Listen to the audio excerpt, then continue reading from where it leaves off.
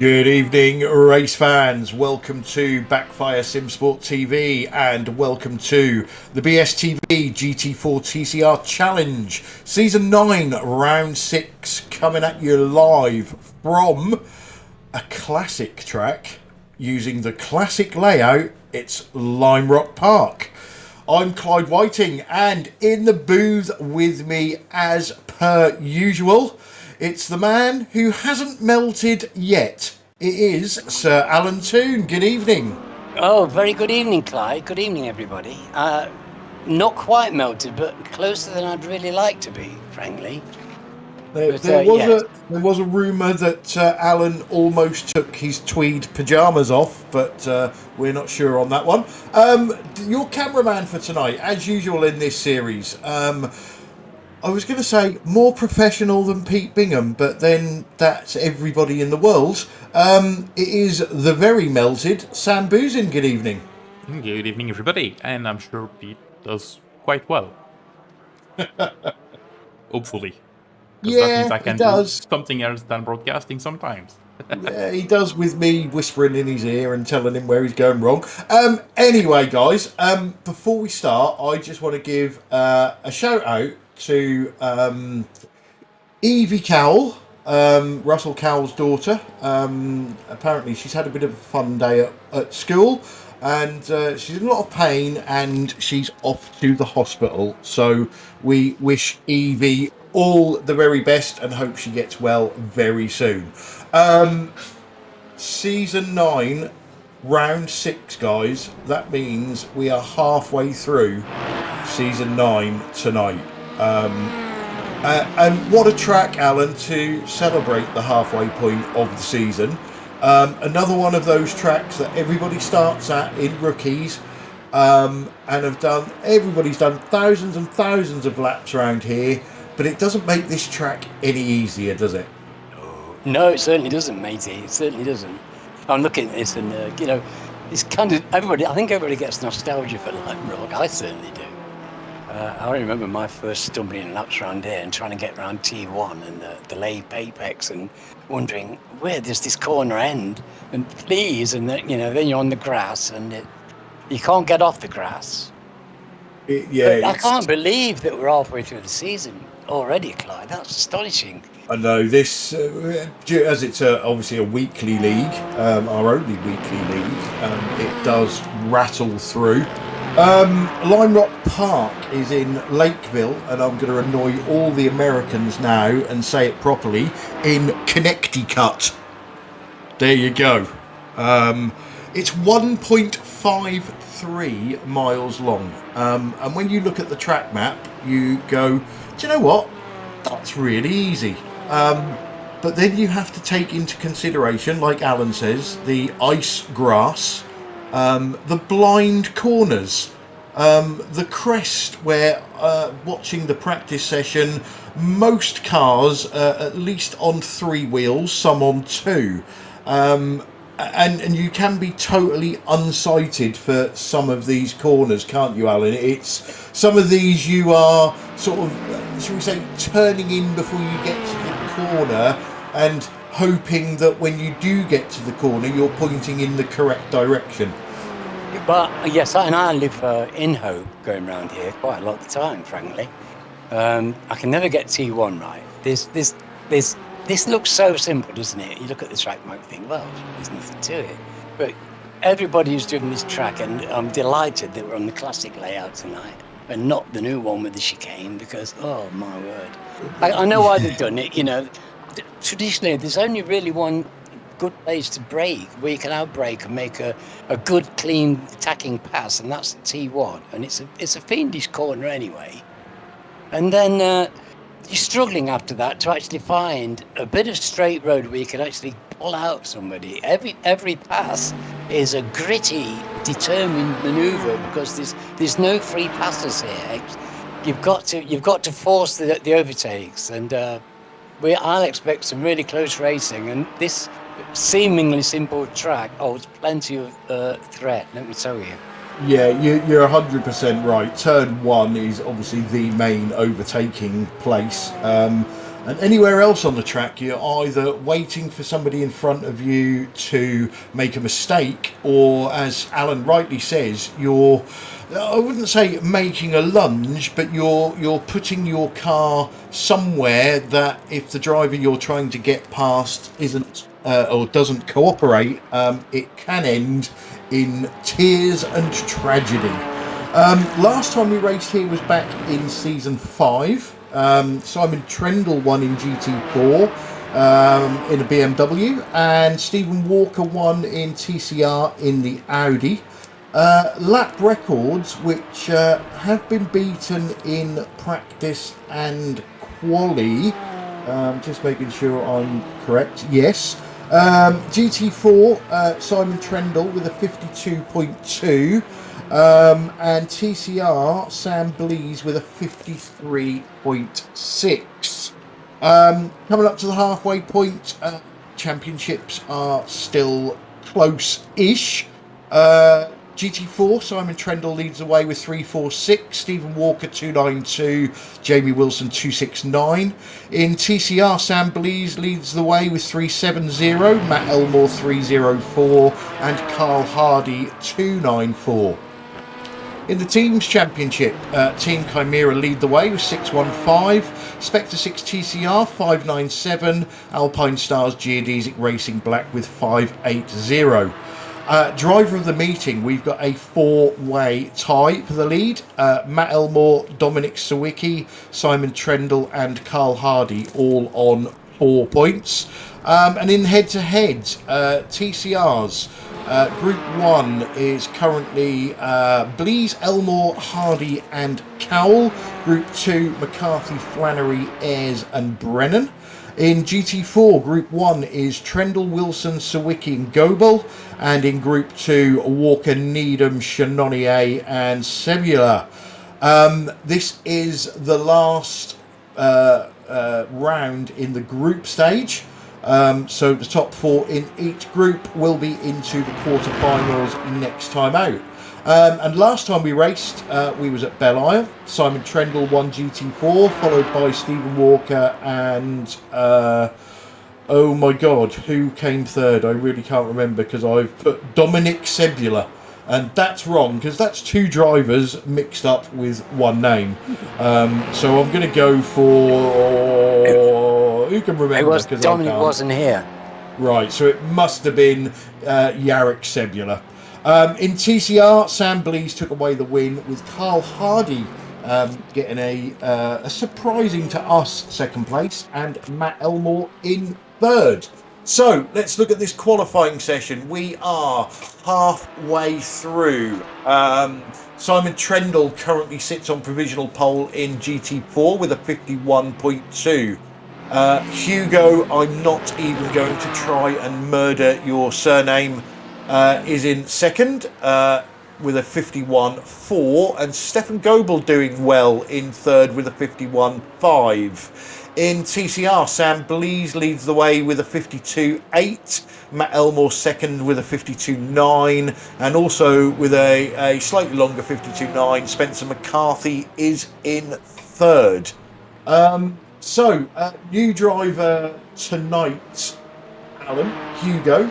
I'm going to call him Hugo X because that's as far as I can get. I've asked a lot of people how to pronounce that, and they have no idea, so I'm not even going to try and ruin it. I will just think of a new name for Hugo. Now, he was giving it to the established GT4 drivers in practice. So looks like Hugo is going to be a very, very interesting addition to the league. Yes, newcomer to me. I'm not familiar with the gentleman, but he's got pace. He certainly.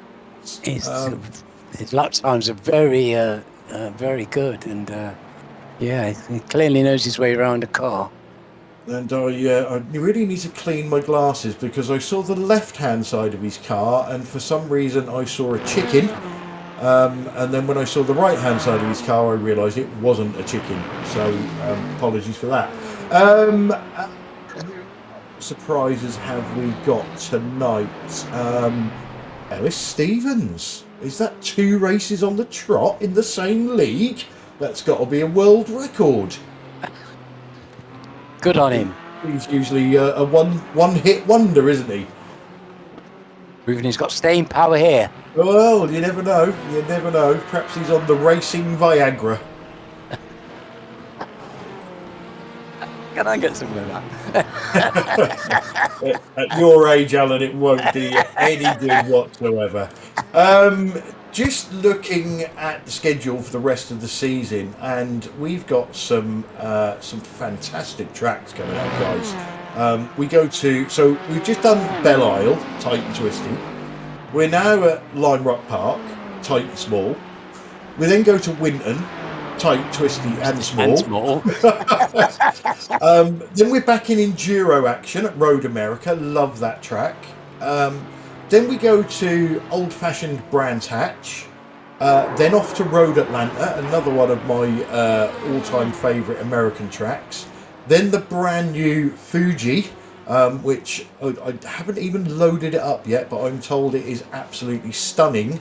And then we finish this season on August the 31st, just round the corner at VIR, which always is a really good race. So I think what I'm trying to get at is, the standings in the championships at the moment, in 6 weeks' time, might be totally different with those tracks coming up, Alan. Yeah, it's predictable. There's no predicting these things, really. But we've got a great selection of drives coming up. It's a tasty looking lot, and some demanding tracks in there that can turn anything around. So. Exactly, yes. So what changes we had in qualifying? Stephen Walker has got himself up to provisional 3rd in GT4. Spencer McCarthy has got himself into provisional 2nd, dropping Matt Elmore 3rd. Got in front there, he's just done a blinder. He has, hasn't he? Just as we said that, he's popped in a 51.187. Lap. That was Spencer McCarthy in front of him. This is in these big GT cars, this track's going to be quite a handful.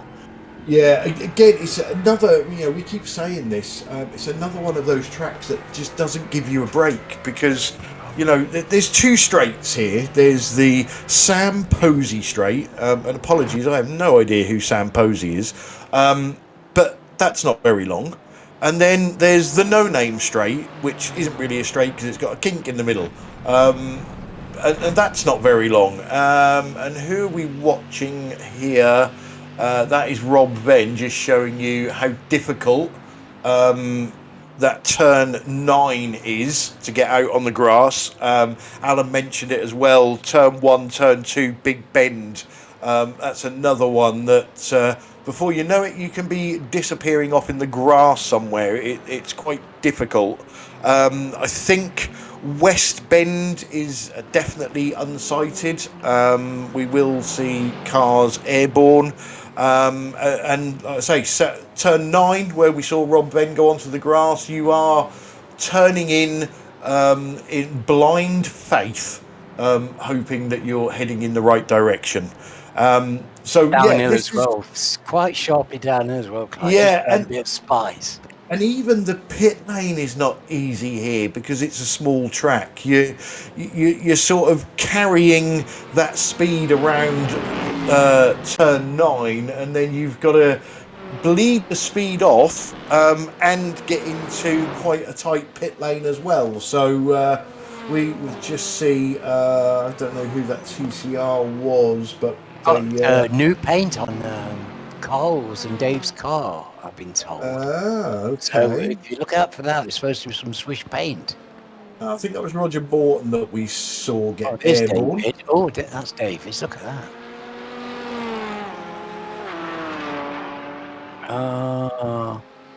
Yeah, I think the paint pack creator is slacking already because there's new paints in the email.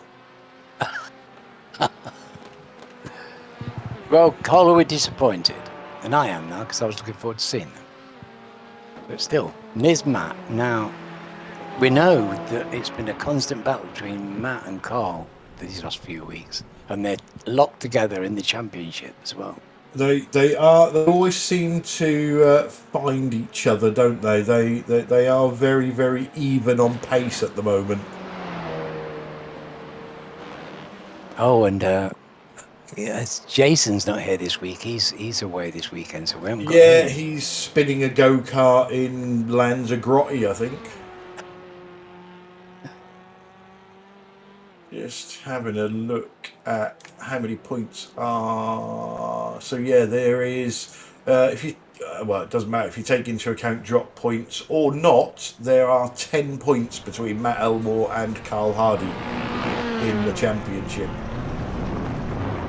It's not very much. Absolutely naffle, I think is the technical term.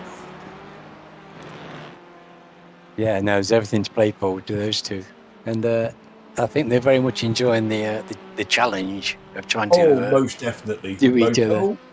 Sam, yeah, Sam, be careful. That lap's not going to count. Well, it just goes to show you. See, it looks like it's nothing, but that can grab you there and pull you off into the side, and then there's crikey. I used to suffer trying to get around that because the blind crest, and if you get your line slightly wrong, you're in the wall on the right as well. Yeah, the only good thing. Checkers are out in quali. Oh, good. Quite often you get an off track and you'll be on the grass, but you won't necessarily get damage. So that's at least something. Yeah, you're quite right about the pit entry. If there's other traffic as well, it can be a nightmare. Yeah, I find the grass here is weird because there's quite a lot of it, and once you get on it, it seems to take you 3 weeks to get off of it. Yes. Oh, hello. Is that Pete waving a flag there? That's nice for him to come out and watch us tonight. Yeah, okay, let's go through your starting grid. What is going on with the graphic there? That's a bit weird. Anyway, I've got TCRs first for some reason. So, Sam Blees takes away pole position for Alpine Stars Geodesic Racing Black. Spencer McCarthy, second Alpine Stars Geodesic Racing White. And then Sam switched it to GT4s. Let's start that again, shall we? So, in GT4, Stephen Walker takes pole for Spectre 6. Second, Simon Trendle for Team Chimera. Third is Hugo X for Fiercely Forwards. Stefan Goebel is fourth. Chris Needham fifth. Rob Venn sixth. Arnaud Chenonnier in seventh. Jamie Wilson in eighth. And Ellis Stevens in ninth. Into TCR, Sam Blees is still on pole position for Alpine Stars Geodesic Racing Black, and Spencer McCarthy is still second for Alpine Stars Geodesic Racing White. Matt Elmore is third for Spectre 6 TCR, with Shane Powell in fourth.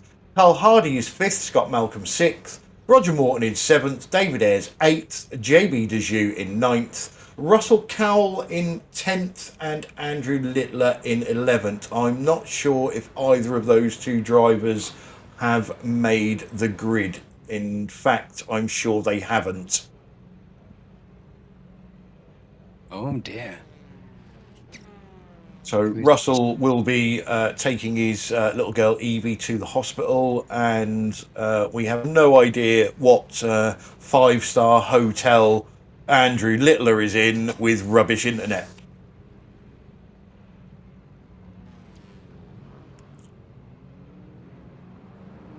I expect the TCRs to give the GT4s an extra healthy spacing, because we have seen in the past, if there's a collision on lap 1, it can cause absolute carnage around here.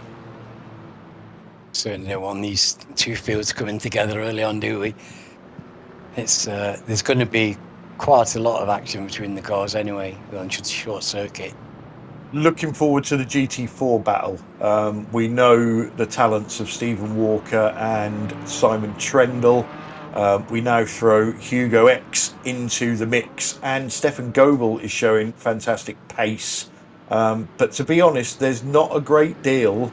There's just over a second from first to last in GT4.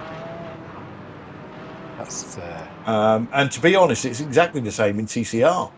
1.1 seconds separates the field. shows you the quality, doesn't it? If I could be a second of the guys on pole in this, I'm so delighted. But yeah, great drive by Stephen to get him pole. That was lovely. Okay, so we come down the hill.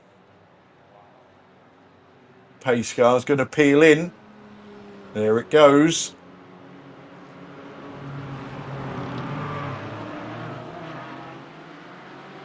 And we're gone. We are away. So cars running up to turn 1 in grid order by the looks of it. I need to go steady around this first few corners. TCRs are gone. There's a bit of 2 wide, 3 wide, bit of banging. That's Scott Malcolm and Carl Hardy. We're waving. That's they've got through that first tricky couple of corners. That's good news. Yeah, but it doesn't calm down, does it? It's one of them tracks. So you think, yeah, got that through that. Oh no, hang on, there's another turn. Oh, there's another turn. Onto the SP curb cam. This is going to be good. It's a lot easier to get around when you've got warm tyres, though. It is. These first few 100 yards are always lethal. I've noticed recent times. Someone was very wide there in TCR. They're great shots, though, aren't they?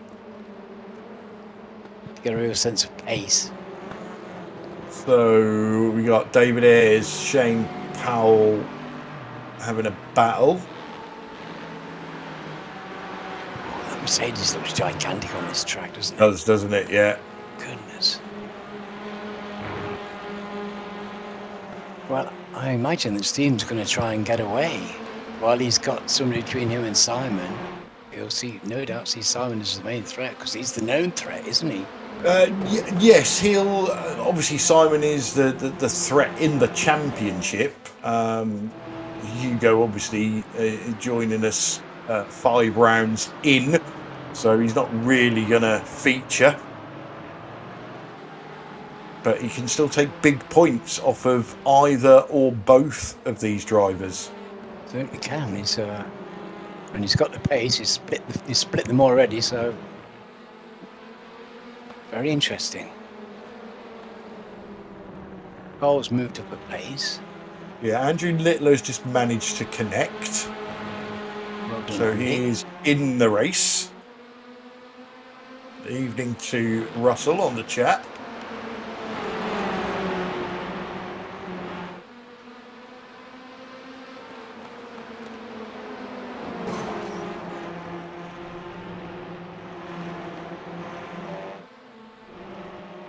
So breakaway 4 in TCR. Which is Sam Blee, Spencer McCarthy, Matt Elmore and Carl Hardy. Surprise, surprise. Little bit of a gap back to the next group of 4, which is Scott Malcolm, David Ayres, Shane Powell, Roger Morton. And I don't think JB Dejoux is far off the back of them either. So we've got a group of 4 and a group of 5. Stephen Walker isn't getting away in GT4.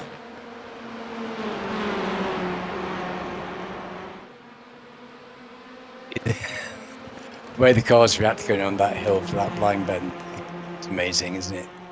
Yeah, it'd be Sideways. great if there was a static camera there, just so that we could watch the cars fly.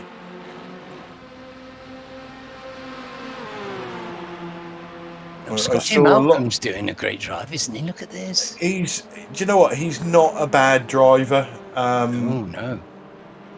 no. Scott, I think sometimes, well, when Scott was racing with us regularly last time, I used to take the mickey out of him a little bit that his qualifying was what was letting him down, because once he got into the race, he was bang on pace.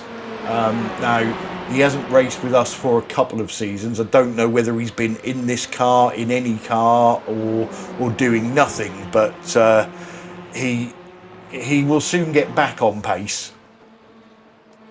Yes, it's very nice to see him just behind Carl on the field. And he's got, David and Roger are good little pedalers, so stay well in front of them, you're doing well. I can't get in front of them.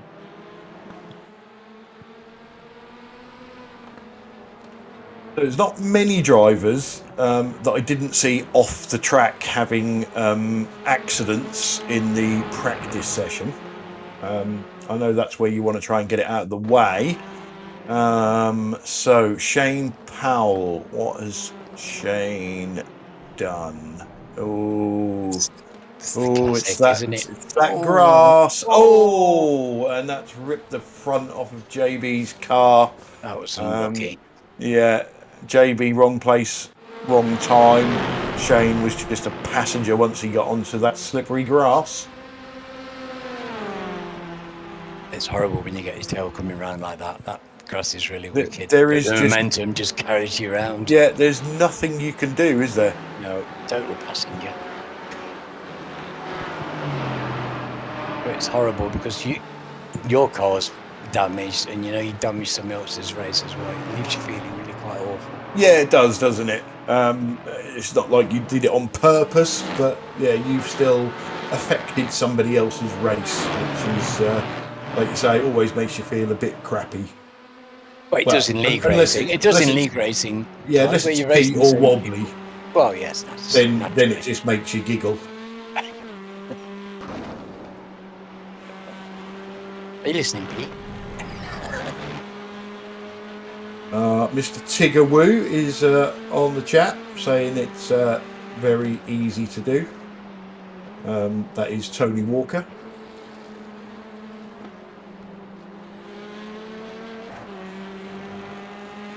But we like his real name of Tigger Woo better.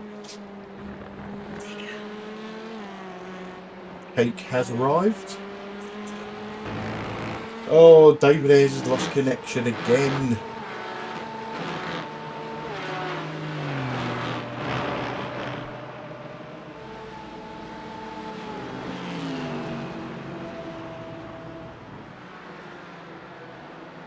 So no change really up the front in GT4. Stephen Walker still leads the way with Hugo in second, Simon Trendle in third. In TCR, Stan Blees leads the way, Spencer McCarthy second, Matt Elmore right with them. Carl Hardy not far. Oh, they've... What have I missed? Let's have a look. Trying to watch too many screens. Spencer McCarthy trying to put a gritty moves. Sam Blees. Yeah. Well, that's as good as you can do. I think that's just perfect, wasn't it?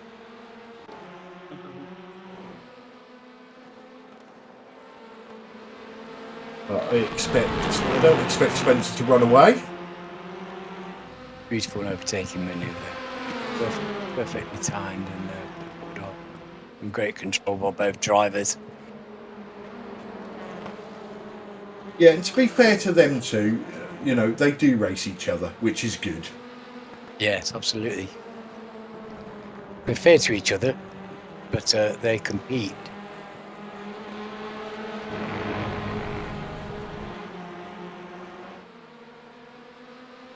Matt Elmore now having a serious look at Sam Blees as well. Yes. What's Sam up to? I always get suspicious of Sam these days if he's doing something a bit slightly out of the ordinary. Yeah.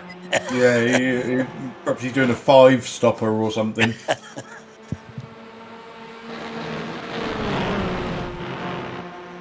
He's He's proved to be a cunning master of the planned pit stop strategy.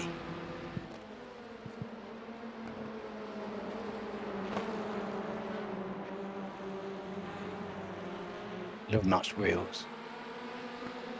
They cut that colour off Carl's car from too much close driving. It makes it easy to identify his car, you see, for me.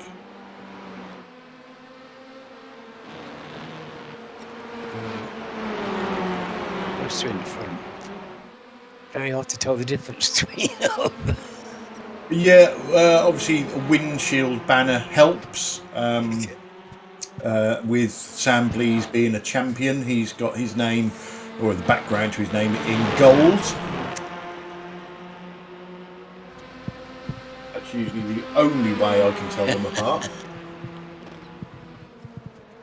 Matt Elmore having a look around the outside, which is very difficult. I don't think those cars have got the pace to pull that off, to be honest. If you've got the inside line, I think it's very, very difficult to get around you. You've got to get some kind of run to get... Hello? Oh, he's thrown it down the inside. I think he's going to... Yes, he has got it done. Great move by Matt Elmore. Especially through there. That's a wicked little corner. Now Carl Hardy's having a look. What's going on here? There's something going on here with Sam.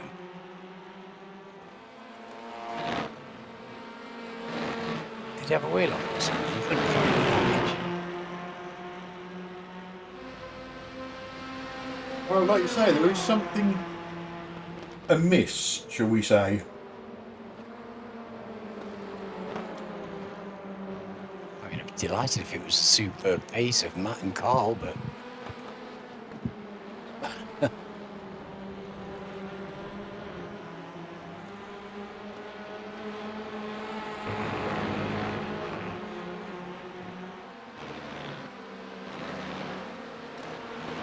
That was a fantastic move by Matt Elmore. Yeah, really.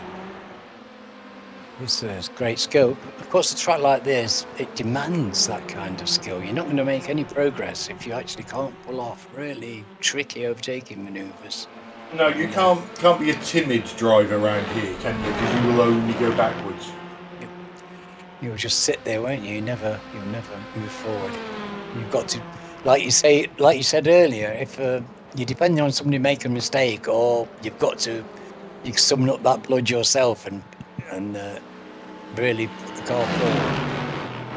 And there's not many places where you can do that without an element of risk around here. In fact, there isn't any.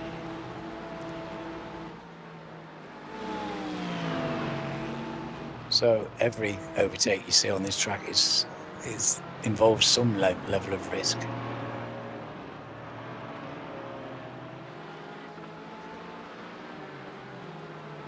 Just having a look at the front of the GT4 battle, and Stephen and Hugo have...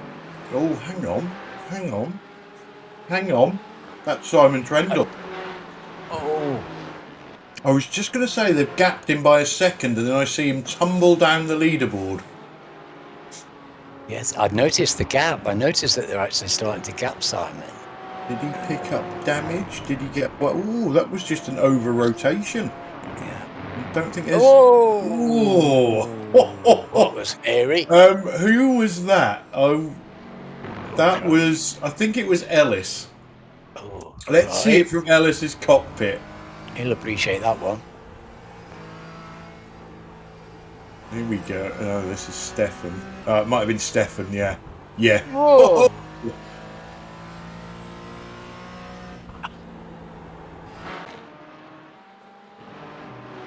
Well, that was exciting. Oh, Simon's got it all to do now. Well, he won't mind a challenge. And we've seen him before do this. We've seen him lose positions early in a race before, and then slowly but surely work his way back. Yeah, trouble is he's got teammate Jamie Wilson to get past. Yes, and Jamie is running a close third still in the championship, isn't he? He's got points on the table he wants to play for. He's doing a good drive in the championship. Yeah, Jamie is a habitual point scorer. Good thing to be, I think.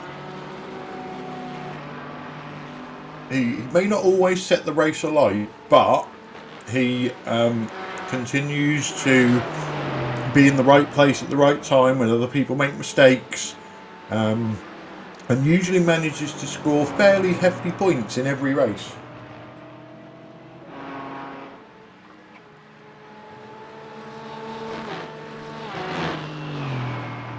I admire that quality because that's the only way I've ever won anything, by turning up and finishing.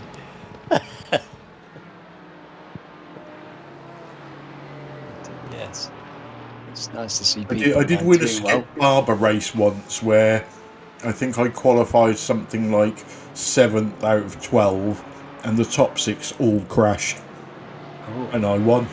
Brilliant victory. I bet you've done it for real, though, haven't you? I bet you've had a 6th car win. Yeah, you do, don't you? Sometimes you just Even I've had one. Had one. Nail the setup or something like that. Let's get some quality in front. Right, so Simon Trendle is currently 2nd from last in GT4. Ellis has been in the pits early by the look of it. Russell Cowell on the chat is saying, well played, Stephen. Brown pants on order now. I think they're already brown.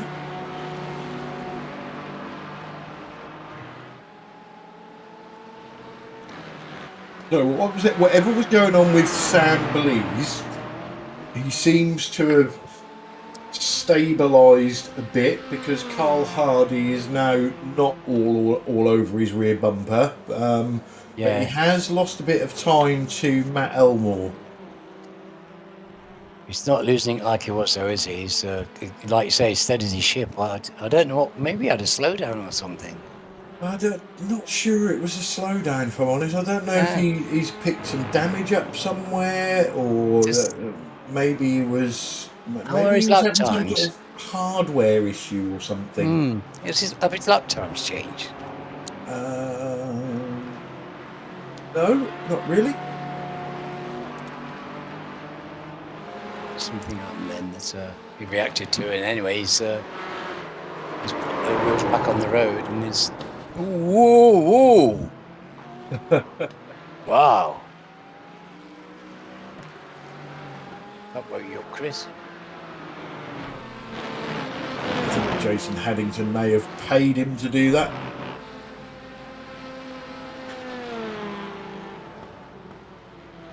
Nice to see him running in 5th place. Where's Rob? Is that Rob just in front? That's good.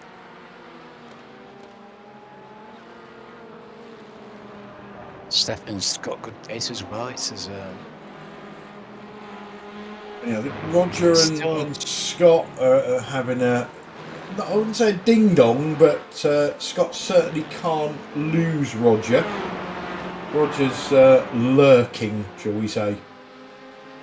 He's a bit of a lurker, isn't he, Roger? He's a fierce competitor, is Roger. You know, he's a real life racer. He likes to race and he won't give up. He's the most dogged and determined man. Yeah, I do. I keep saying I'm going to go and watch him, and I never get round to it because something. Oh, he's in the Nationals coming up, you know. Yeah, that's a big thing for him. Do you know where that's being held? He'll tell you. I'm not sure. I'm sure he's told me, but I don't remember. But yeah, something to look forward to. We saw a picture of his engine today. That's how sad we are. Was it in one piece? Only just. Right, okay. That's usually a good start. These three are close. Yeah, well, Stefan Goebel is going past those TCRs. Could be a little opportunity for Roger to close the gap.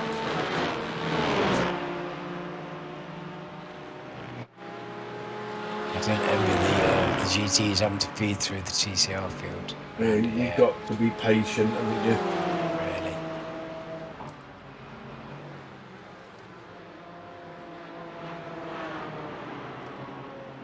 So Jamie Wilson right on the back of Chris Needham.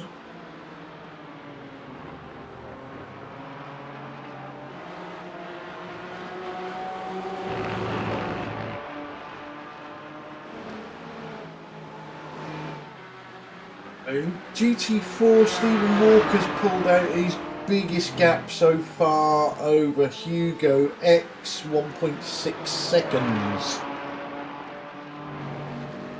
Is it to work hard for that? But they're gapping stuff slowly but surely.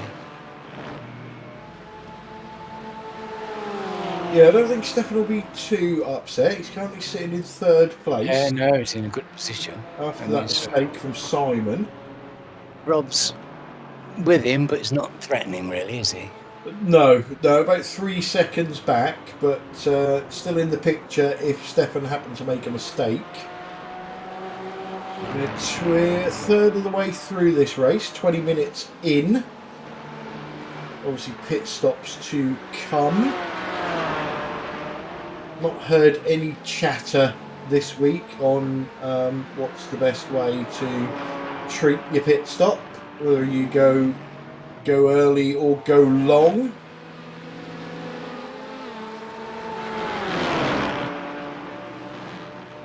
GT4 leader Stephen Walker is now starting to get through the top end of the TCR grid.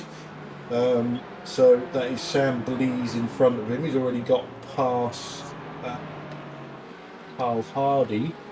And again, this is well, I've literally just looked up at the scoring, and Hugo has taken half a second out of Stephen just by catching that traffic at a better place on the track. Yes, and Steve now he's going to suffer a little bit because he's caught Sam at the wrong place, although he should be able to get it done now. There's plenty of traffic in front of him. Oh! Now, was there a contact or not? Again. I wonder if there was a contact. I Didn't couldn't see. Like it, yeah. No, it didn't look like it to me either. I think it just from looked like... above. Oh. He's cupped out to go past Scott, and I think, I don't know, can't see it from there. We need to see that from above. It didn't look like it made a contact, did it really? No, it didn't.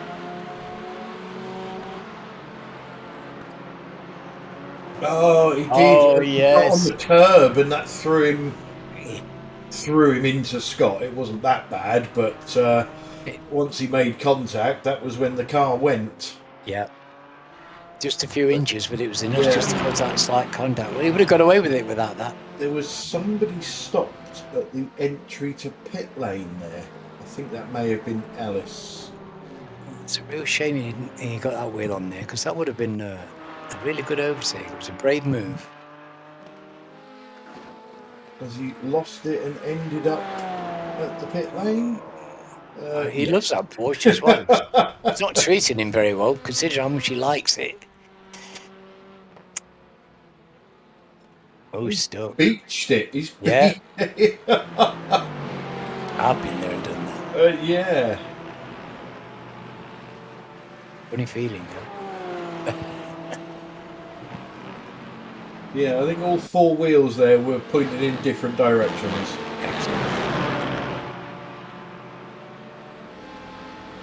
Where's car? His car's disappearing. 6 seconds. 6 seconds behind the leader, that is.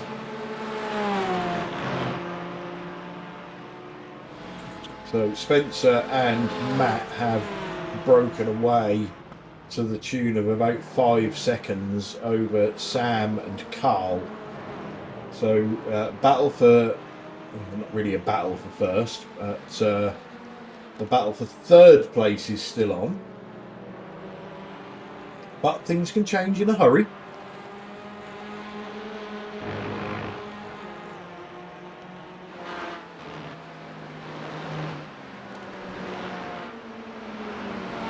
Spencer and Matt are still tight. So, yeah, I'm just... And Roger is right on the back of Scott again. I would think they're going to run at a similar pace. It doesn't surprise me that they're running close together. I seem to remember Scott has pitted. Scott has pitted. Interesting.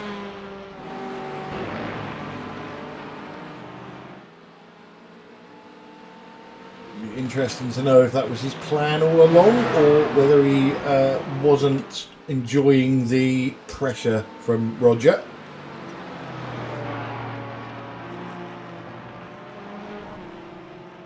That could be a good call. Could be a shrewd call. So, Roger was pressing, wasn't he? And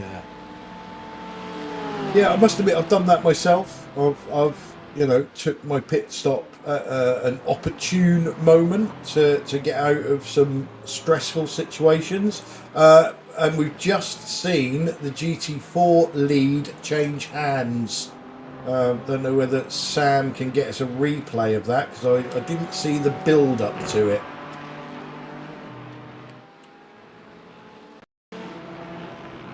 that was a quick turnaround, really, wasn't it?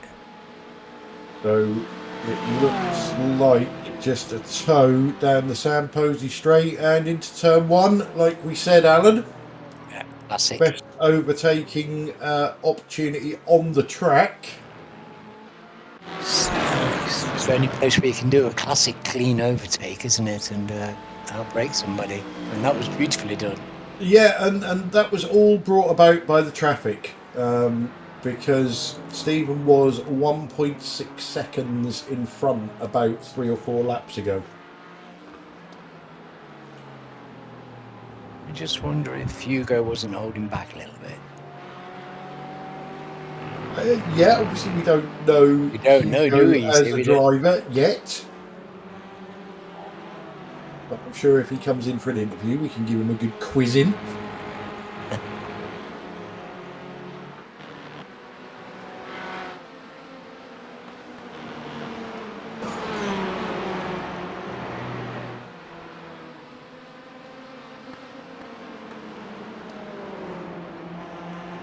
So either Carl hasn't got anything for Sam at the moment, or he's just content to sit and run his race.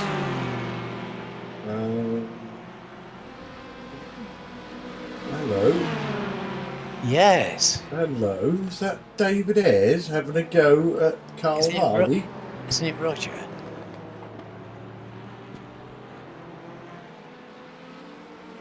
We're all mixed up. Oh, hello, hello, hello. Oh! One's gone one way, one's gone the other way. Could have been worse. Scott Malcolm was definitely off of the track at some point there. So, yeah, that looked... I think Scott maybe thought he was clear on the left, but got away with it. And in the meantime, who pitted there? It was one of the Chimera guys, Simon.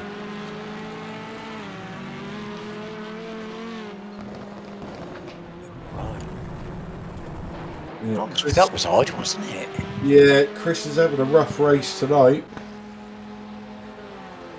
Oh, hello. Tyres for Hardy. Oh, yeah, I suppose they will take fronts probably on the TCRs. That wouldn't be a bad call. The other one would be that he's forgot to turn them off, his pit services. Too busy burgering himself.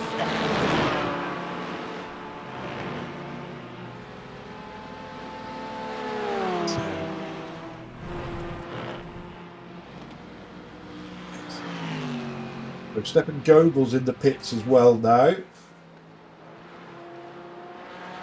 Top 3 in both classes yet to pit. Obviously Stefan just pitted from 3rd, which is promoted Ron Venn up. Yes, it's going to be a bit of chop and changing for a while, isn't it?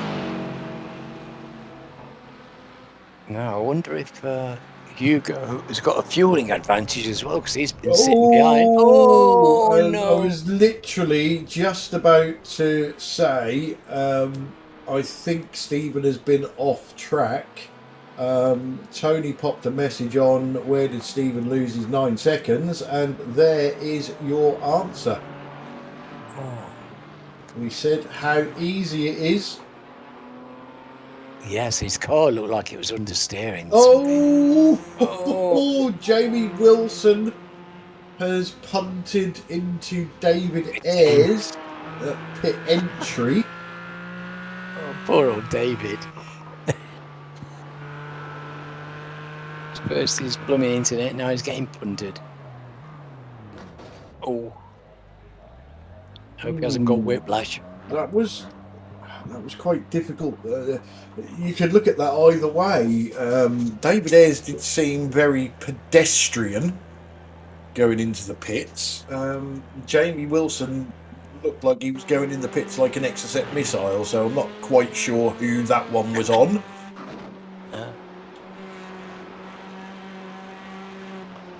This is from David's onboard. I think he was very, very slow, wasn't he? Well, he pulled up and got down to pit lane speed with Yeah, in hand. Yeah, I think he was pit lane speed very early, wasn't he? But Yes. it's, to be fair, it's still up to the car behind to get into the pits safely. So Yes, and I like to brake early as well, because it's not really nice getting the penalty, we just get that wheel over the line. yeah, so Hugo finds himself with a 10-second lead. This is I've got a feeling he's gonna stay in front. I think he's got pace. Okay, Rob then pits from third. Roger Morton has pitted as well, so it'd be interesting to see where Roger comes out in relation to Scott Malcolm, because they were nose to tail before Scott's pit stop. Oh, that was I don't know if you. That's a cracking shot. That is. You see the front wheels off the ground. That's not a cracking shot of the stairs.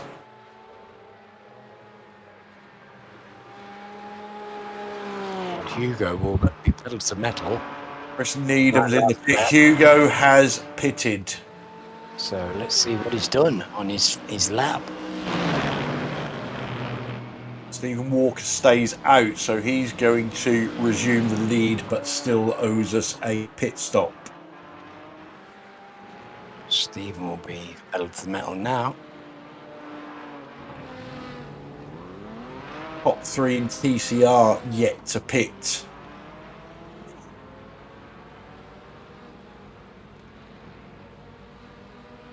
I should put Carl in front, shouldn't it? And they all come in the pits. Well, I don't, just about. no, I think Spencer and Matt will be too far ahead, but it's where Carl is in relationship to Sam Blease.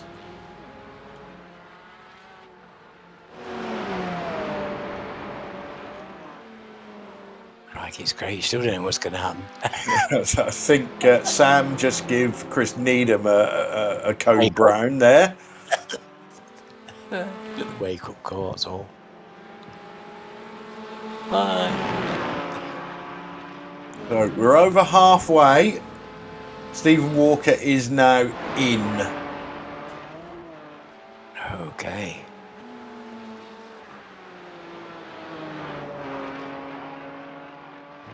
So I think that is probably everybody in GT4 has been in. We just wait on the top 3 in TCR.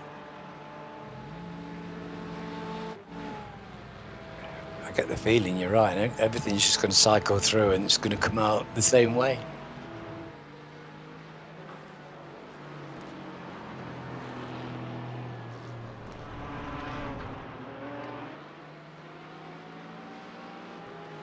Well, Stephen, let's see what you can do, buddy lad.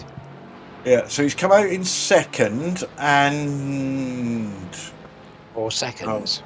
no, He's I got think cold that's tyres. I think that's going to change. Let's wait for the scoring to stabilise after he's done a lap. So Spencer McCarthy pits from the lead in TCR.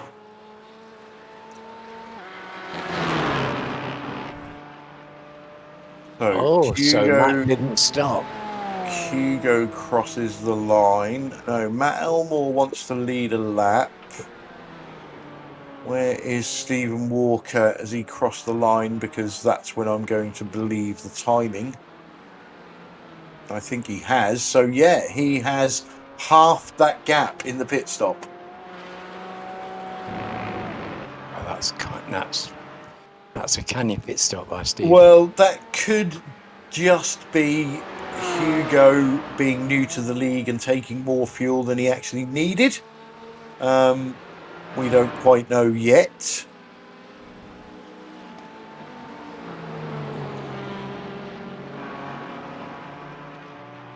Or Stephen could run out on the last lap. There's always that possibility.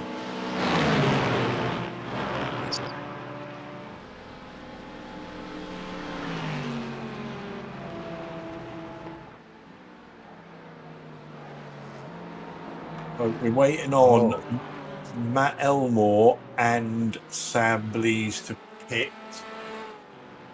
And got some torrential rain outside of my window.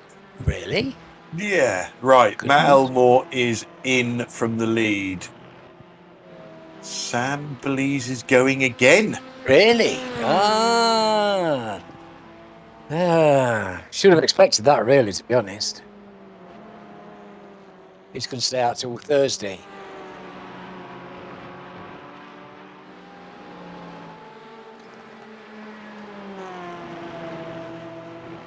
GT4, Hugo X leads the way by 5 seconds over Stephen Walker, who has only got a second on Stefan Goebel. Stefan's having a fantastic drive. Simon Trendle has worked his way back up to 4th. We're just waiting on Sam Blease to pit in TCR, and then we'll have an update on the running order there. I seem to remember Stefan being really good. I've raced Stefan around this track. I seem to remember him really being good around here. Stefan will always and forever be known for his pace on the German tracks. So, I'd like to see him climb from the step on the podium. He is most definitely a fantastic driver. He is just unfortunately up against some extremely stiff competition. Yeah. Yes. He works at it, you know. He's great and he's committed, and I like to see him do well. I like to see the ball do well, but I like to see people get the commensurate rewards for the effort they're putting in and the time and the passion. The trouble is with this lot, they're all putting time and passion in. Yeah, I always say in all of the leagues that we run, as we see Sam Blease come into the pits, or I'm seeing Sam Blease come into the pits, you get a podium in any of our series, you have absolutely earned it. There's no gimmies. Is he having 4 tyres? No, I think it goes up on the jacks, whether you're taking 1 or 4.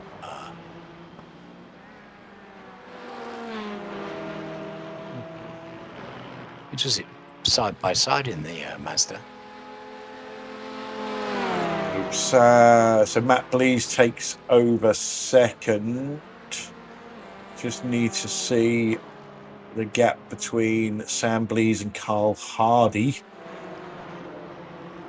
And there it is. It's nothing. So that is as is. So your top 5 in TCR, Spencer McCarthy leads the way. He's got a very healthy 13-second lead. Matt Elmore in no man's land in second place. He's got nearly 6 seconds on third place. Sam Blease. Carl Hardy is right on the tail of Sam Blease with Chris Needham in between them in GT4. And Scott Malcolm currently running 5th. Scotty's doing really well. Carl's must be really putting in a good drive, I think, because he's running 3rd now, 4th. And he's keeping up with Sam. I don't know. Yeah. We've lost Arnaud Chenonnier from the GT4 class. So coming up on 40 minutes, which is 2/3 distance. Let's just see what Sam has found here. This is leader. Hopefully that was just the 2-wheel action and not. Oh, he's looking a bit wide there. We got away with it. He's still going quick. That was great car control. Yes. That's so easy to carry that on around there. 2/3 distance. We do have a driver in double figures. I'm not going to say what class, but on incident points. So getting close to a drive-through of shame.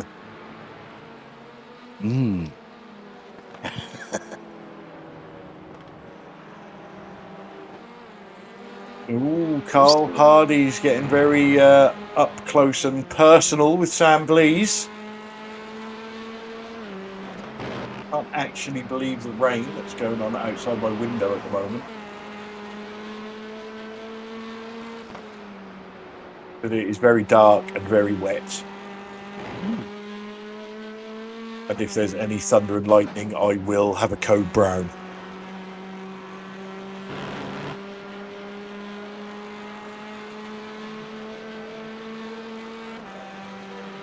So Stephen Walker has got that gap down to 3.5 seconds. That may be with that little wild series of turns we see Hugo take.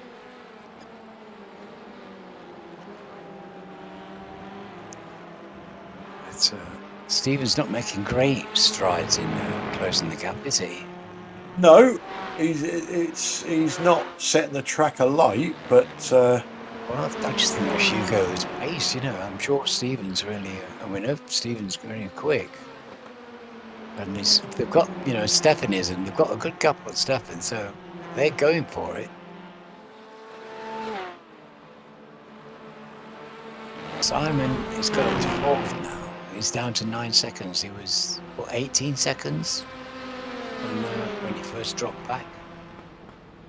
And he's got back up to 4th. That's brilliant drive through the pit stops as well. Yeah, obviously, I don't know what happened to Rob. We see, obviously, Jamie have that issue on pit entry. Chris Needham's had a issue on most parts of the track. Ellis obviously beached himself, and we've lost Arnaud. It's nice to see Mr. Stephen sticking in and still on the track. Yeah, I can't believe he's done 2 races on the trot. I'm really impressed. I think he needs an award.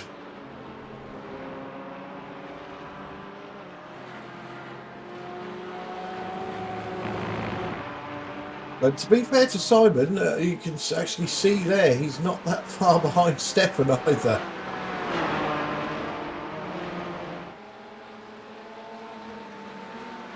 He's definitely got that podium finish in his eyes. Seen him do it before. It's no surprise to me that he can drive through the whole field. No, just a bit of time.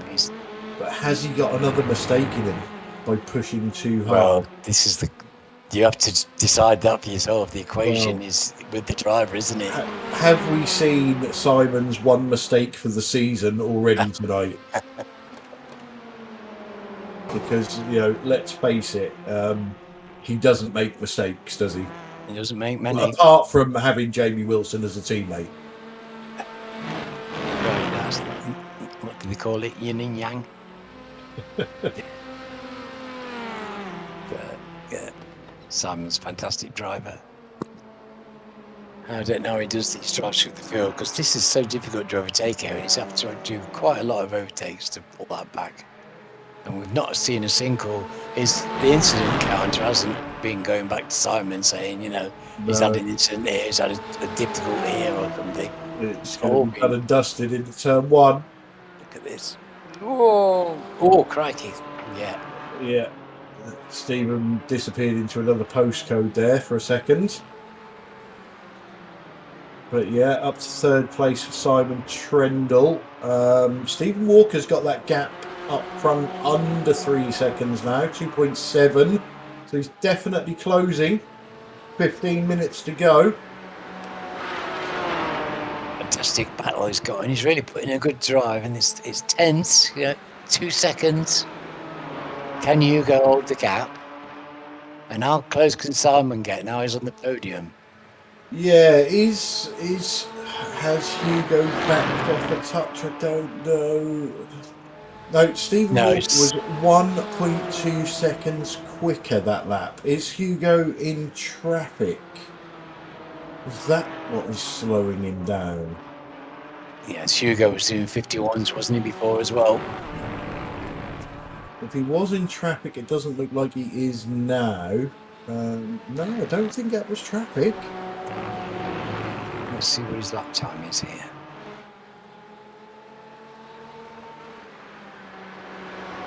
So it seems to be coming down quite rapidly. He made a little mistake on that lap. Has he pushed too hard and the tyres are suffering?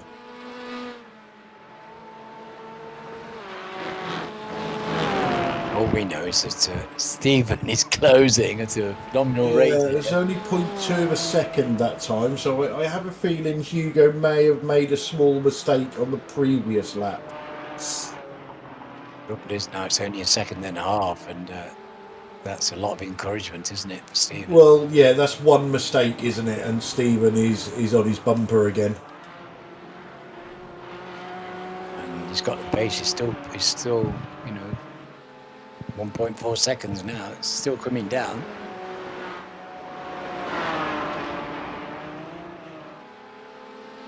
Simon Trendle is 6.5 seconds back, but if these two up front get side by side for any length of time, he's going to drag himself back into it. Okay, Hugo gets past David Ayres. A very nice place, but he's still got two other cars one car in front of him. That could be El Rogero, who disappears off into another state to let these guys past.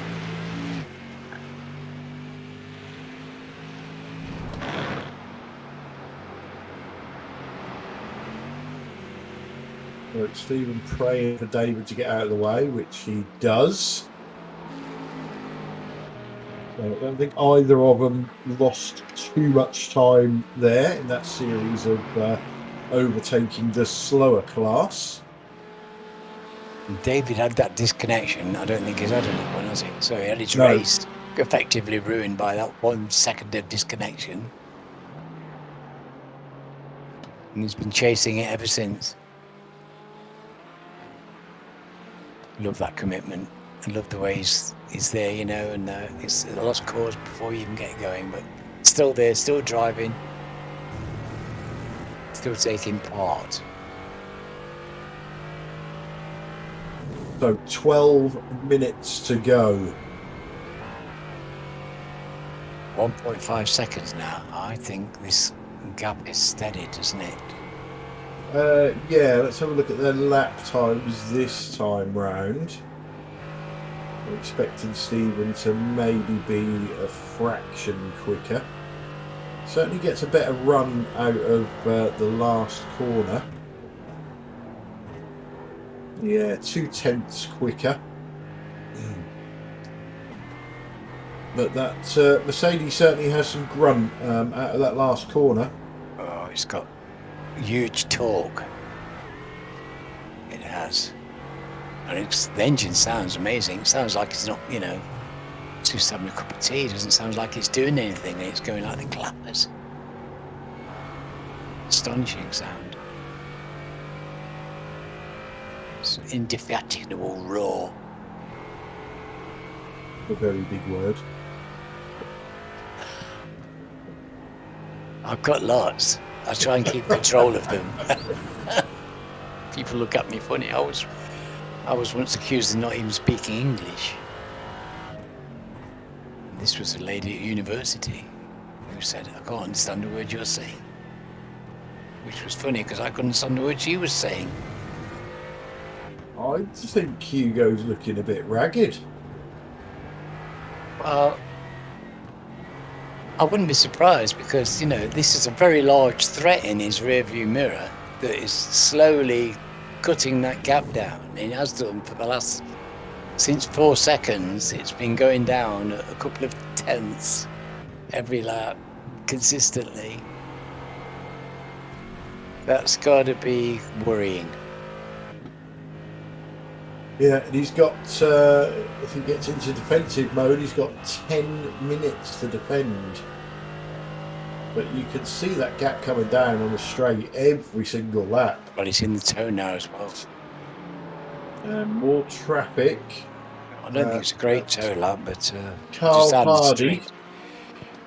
which means Sam Blees isn't that far in front of Carl. A couple of seconds by the look of that gap.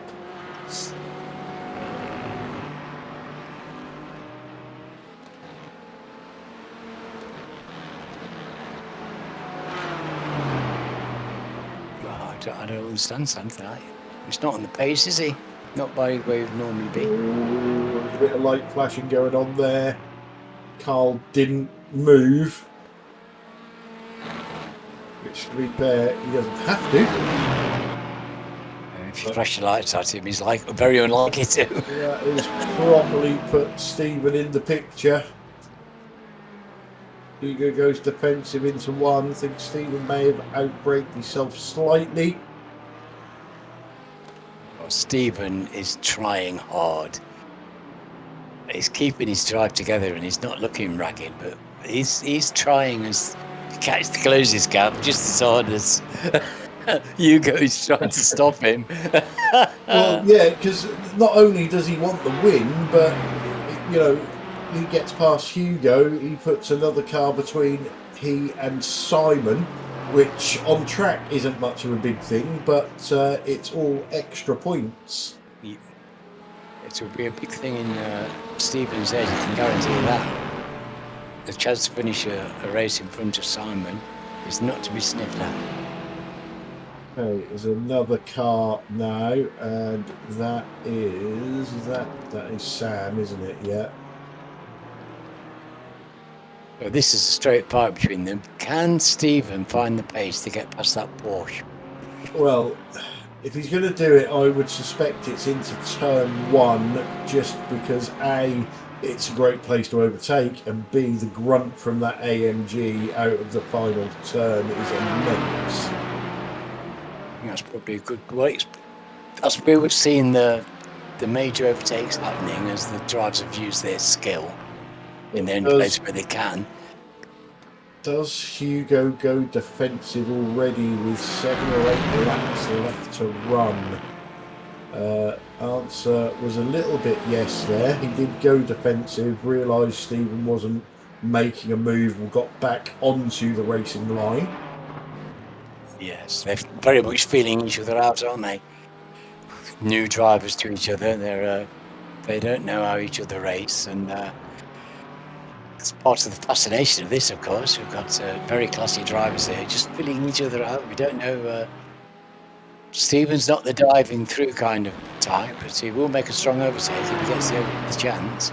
Yeah, I think the trouble is the rest of the lap. It is, as we said, very difficult to get past without a mistake from the car in front or a bit of traffic that comes into it. But like I say, once they go around here, this is where it's on. Hugo is defending. It's really difficult. When somebody defends, it's really difficult to go all the way around the outside, because this turn just goes on forever and ever and ever, hence why it's called Big Bend. As you say, he's starting to drive defensively already. That's going to ruin his rhythm a bit. Well, if you're driving defensively, you're looking in your mirror. You're not looking where you're going. So, although you can defend, it can lead to a mistake. Simon has got it down to 6.5 seconds, but that he's not. I don't think without these two going off track, he's going to get anywhere near them, no matter how much they battle. No, it doesn't look like it. So that time down the Samposi straight, Hugo didn't need to defend. I'm sure Stephen won't want to throw all the tricks at him straight away. I think the Porsche's probably quicker through the section before the straights. You know, that nippy bits under the bridge, down the hill. That here, you see, that's going to... Once we get down here and get to that the right-hander under the bridge, that's going to suit the Porsche around here. So he's got to make the move somewhere here, hasn't he? So he can use his grunt to get down on the straight. I don't know if Mercedes can do it. Defensive. So he felt the need to defend that time. It's going to be less than 4 minutes to go at the end of this lap. Boy, this has slowed him down. Look at that. He's had to go on the brake there. Because the trying defenseless is ruining his line. Not a great deal going on in TCR. Matt Elmore is closing the gap with Spencer McCarthy. But that could just be Spencer driving within himself and trying not to make any mistakes. Cars went white there. I believe that's they both took with fainting spells from the closeness of the racing. Right, so there is a bit of traffic in front of them.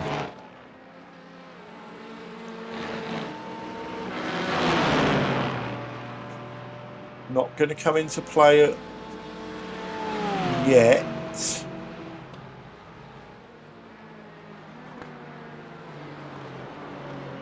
Oh, Stephen's getting nudgy. Yes, and that was just a little bit of a saying hello. Nothing more. And to be fair to Hugo, I don't know if he is doing it. Doesn't look like it, but the easiest way to defend is stop your car on the apex. Makes it very difficult. Ruin the other cars at exit. It's not something we see people doing in this league. Kind of spoiler moves. So they're both going to try and drag past Matt Elmore here, which they've done. There's a lot of traffic in front of these guys. JB Dejoux next up. Oh, look at this, side by side round Big Ben. Is he going to hold it round the outside? Oh, come along now. Oh, that is disappointing. At first glance, I think Hugo may have turned in, but I will reserve final judgment until we've seen it again. Did Stephen Walker have enough space on the inside? Oh. Yeah. Well, I'll take that back. On second look, it looked 6 of one, half a dozen of the other. It's not as clear because it looked like the first one, is it? No, that would, I think, be a racing incident for me. Stephen would say that he's got enough of his car inside there. So, yeah, it just looked to me like Stephen may have been washing out a little bit. I don't know. It's a very, very close call, that one. But that has dropped Stephen down to 4th position. Simon Trendle up to 2nd. How does he do it? And we've got, yes, if we've got another 5 minutes, I would expect it to be pressing, No, I don't actually know where the leader is on the track at the moment, but we may have the white flag out, or we may be about to get the white flag. Where are you, Barney? Can't see you.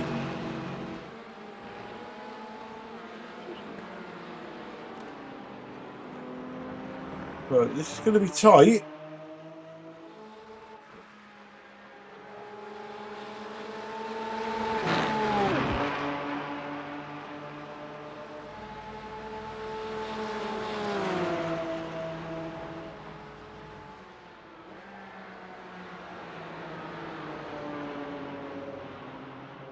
So I think we are just going to get another lap in.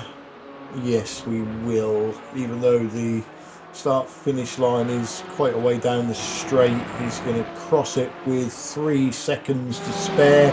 And Hugo X onto the final lap.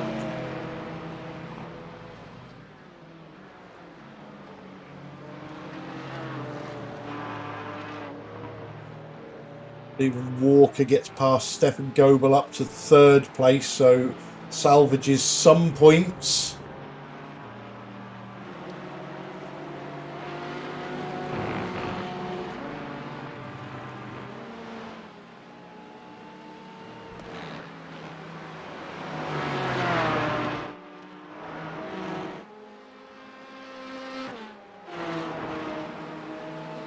And Hugo X is going to cross the line and take a victory on his maiden race in the series. Congratulations. Simon Trendle comes home with a fantastic recovery drive into 2nd. And Stephen Walker finishes 3rd.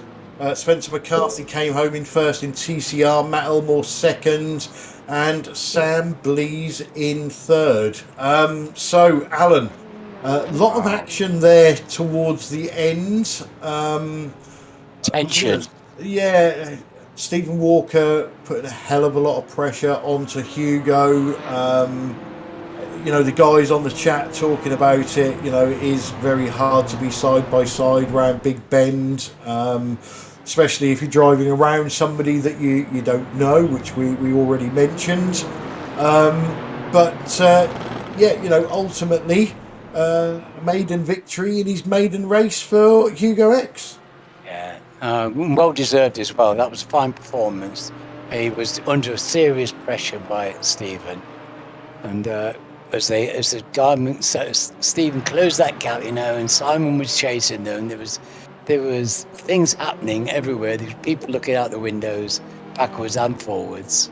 That was tense and really fine driving by everybody. I think it's a shame we had just that little thing at the end there, but yeah, and we had a great battle in the GT4 fields, and Spencer did a fantastic drive, didn't he? Yeah, and you could, it's harsh, but you could say Stephen threw away that win with the excursion on the grass, because if he hadn't have done that, then he wouldn't have been anywhere near Hugo. He would have been quite a way up the road. But anyway, let's bring you your official results in GT4. So maiden win for Hugo X for Fiercely Forward. Simon Trendle with a great recovery drive, 2nd for Team Chimera. And Stephen Walker managed to grab that 3rd step on the podium after he was denied the win for Spectre 6. Stefan Goebel comes home in 4th with Rob Venn 5th, Jamie Wilson in 6th, Chris Needham 7th, Ellis Stevens in 8th, and Arnaud Chenonnier in 9th. Over to TCR. And Spencer McCarthy for Alpine Stars Geodesic Racing White takes home the win with another great drive from Matt Elmore in 2nd for Spectre 6 TCR. Sam Blees in 3rd for Alpine Stars Geodesic Racing Black. Carl Hardy in 4th. Scott Malcolm, great result in 5th. Roger Morton 6th. JB Dejoux in 7th. Andy Littler in 8th. David Ayres in 9th. Shane Powell in 10th, and Russell Cowell didn't start. So let's get on with some interviews. And let's bring in our TCR winner first, Spencer McCarthy. Welcome back to the booth. Oh, it's nice to be back. Yeah, it can be a tricky track, easy to make a mistake, but you seem to nail it pretty well. Once you got past your teammates, there didn't seem to be much looking back for you. That's a lie. I was looking back every second. Well, one question. Obviously, after the pit stop, you had a 10-second lead, and 12, I believe. 12. Come on, don't 12 was it? undersell it. Sorry, it was 10 when I looked. And we saw Matt Elmore closing on you, not to the point that would cause much panic, but was that a genuine pace from Matt, or was you driving at 95% and trying to make sure you didn't make any mistakes? I was driving to what the tyres would allow, to be, flat out to what the tyres would allow. Obviously, I didn't take tyres, that's why I got the gap. He did. Everyone else pretty much did. I think everyone was worried about tyres here because of it just kills the outside front. And I just thought I'll see if the tyres can hang on. They were kind of 34% at the end, and it felt all right. I was probably 0.8, 0.9, maybe a second off my pace at the end. But with 12 seconds, it's up to him then, isn't it, to close it down? So as we all know, you're trying to close a gap. You're using up your stuff, whereas as in he's using up his stuff and yours. Do you find the tyres on the TCR get to a point and then don't get any worse, or do they actually keep getting worse? I think they do. There's almost like a couple of cliffs, but they're not very big cliffs. There's almost like tiny steps. So, you'll get like maybe, I think, 6 and 7 laps in, and that's all of a sudden we can't do any quick laps anymore, fastest laps. There are some tracks that are anomalies to that, where you can, right to the end of the stint get a fast lap. But most of the time, after about 7 or 8 laps, your tyres have had their best. And then I think there's another slight step, probably, around it's probably wear related, so probably around the sort of 50, 45% wear mark, where you just got to be a little bit more careful. I still think that the pace is in the car. You just literally have to be a lot more precise with the turn-ins and stuff. Yeah. And we see a few drivers make mistakes, a few drivers that we don't normally see make mistakes as well. Did you have any moments, because we didn't actually catch any on camera? I had one moment where I came out the last corner and Jamie was making a sort of the GT4s were brilliant tonight. I just want to say that, because they were being patient, and they kind of really knew that the only real clear advantage they had was down the start-finish straight. And so when they come up to like the lead battles in the other class, they're really considerate, and hopefully I didn't cause any of them too many issues. And they kind of knew I was going around the corners quick enough. It wasn't like they were going to lose loads of time. So I think it was he was coming out into the last corner. He had already got his nose slightly up the inside coming out there. My tyres were a bit worn. I was trying to not hold it on for as much as possible, and I just dropped one wheel on the grass as we came out, and the whole thing jinked right, and he was to my right, so I was like, oh no. But then I managed to straighten it up quick enough, and he gave me enough space we all got sorted, but that was a little bit of a brown moment. Okay, well, it's always nice to hear that drivers have these moments, especially after winning a race. We don't want everything to be very smooth, and they come in here and go, yeah, it was boring, I could have won that with my eyes shut. Yeah, it's nice to know you had a moment. Line Rocky is a bit boring. I mean, it's a track that we've probably all done loads before, but you do so many laps around here that you just go, I don't know where I am anymore. You've got to be worried about kind of like just losing concentration like halfway through. It's really one of those tracks where it's such a flow and you don't ever stop. We did say that, it's not a track where you get a rest, is it? No. So it's very easy to kind of lose a bit of focus or get distracted. I actually thought at one point, because I had a bit of a lead, I thought, well, should I go into the interviews booth? And I'm like, I don't want to be that cocky. that would have been funny, especially if we could have talked you into a crash as well. Yeah. But anyway, that was a cracking drive from yourself. Like I say, disappeared into the distance somewhat once you got past your teammate. Any shout outs you want to give after this victory? Shout out to the fact that I'm going on holiday on Tuesday, so you won't be seeing me for 5 weeks. Apologies. 5 weeks? 5 weeks. How rich are you? Not very rich. But I'm working out there as well for about 3 of them. So I'm only having about a 2-week holiday, but I'll be abroad while I'm working. So Anyway, be a bit good. nicer. Turkey, which is nice. So shout out to the Turkish. That'll be That's what I'm gonna- very hot. Indeed, just about as hot as yesterday. Yeah, or maybe cooler than the UK. You never know. You never know. Yeah. Well, enjoy that, mate. Yeah.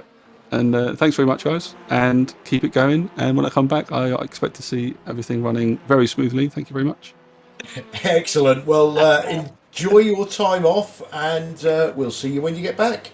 Cheers, guys. Cheers, Alan. Yeah, Cheers, good, Sam. yeah, have a great holiday, Spencer. You've earned it, matey. Cheers, Al.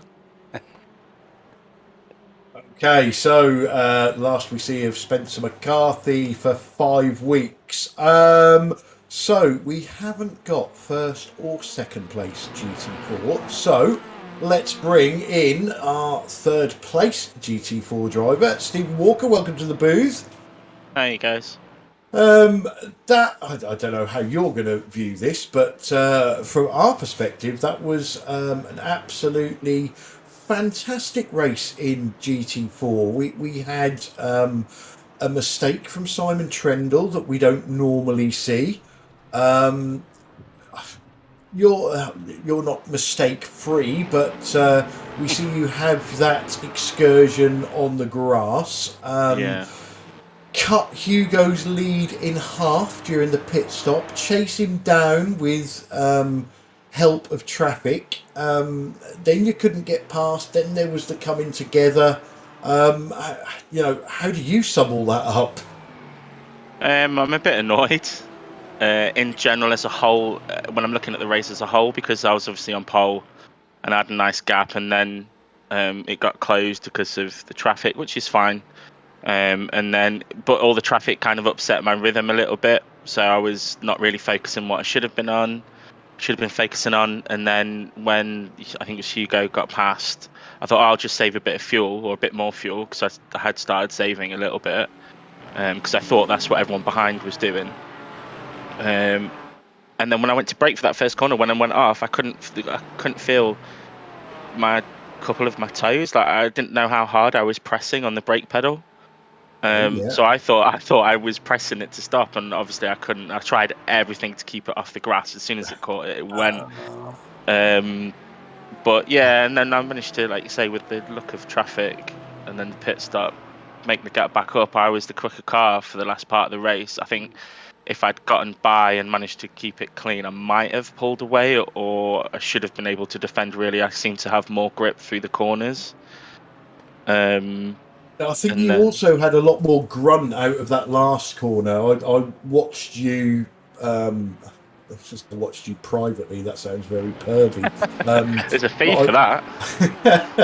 I was watching what was going on with the gap between you two, and even when you wasn't in tow range, you was just the time was coming down immensely off that. I don't know whether you was just better out of the last corner or whether it was the grunt of the car, but you certainly seem to have a big advantage. That's where I expected that the overtake was going to get done. You was going to come out of that last corner like a bat out of hell, get your nose up the inside and stop him from defending.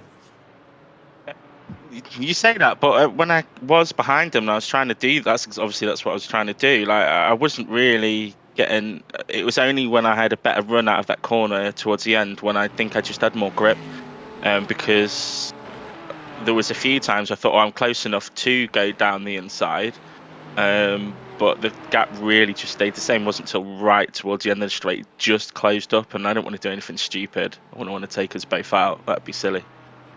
Yeah, and obviously there was the contact, and we watched it a couple of times, and it was really, really hard to call. The guys on the chat were saying how difficult it is to go around the outside of Big Bend. It looked from our angle, I'm not saying this is what happened, but from our angle, it looked like Hugo turned in. You was maybe washing out slightly. If that was a race control thing, I think that would be deemed as a racing incident all day.